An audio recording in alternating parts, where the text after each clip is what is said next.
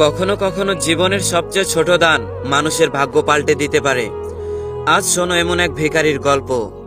একটি গ্রামে এক ভিখারি ছিল। সারাদিন সে ভিক্ষা করে বেড়াতো। কেউ এক মুঠো ভাত দিত, কেউ আবার খালি হাতেই ফিরিয়ে দিত। তবুও সে কখনো কাউকে দোষারোপ করত না। একদিন ক্লান্ত হয়ে বসে থাকা ভিখারির সামনে এলেন এক বৃদ্ধা। তিনি গরিব হলেও দয়ালু ছিলেন। নিজের থলির শেষ এক মুঠো চাল তিনি ভিখারিকে দিয়ে দিলেন।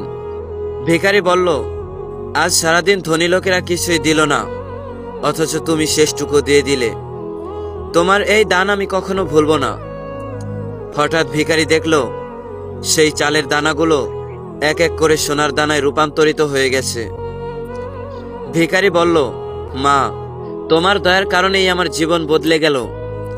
তুমি শুধু চালই দিলে না, জীবনের সবচেয়ে বড় শিক্ষা দিলে। বৃদ্ধা হেসে হেসে বলল, বাবা, আমি তো জানতামই না এটা হবে।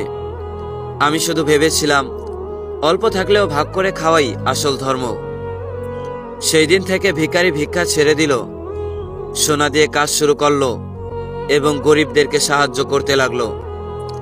মনে রেখো, সত্যিকারের দান কখনো বৃথা যায় না। ছোট্ট একটি দানও জীবনের বড় মোড় ঘুরিয়ে দিতে পারে।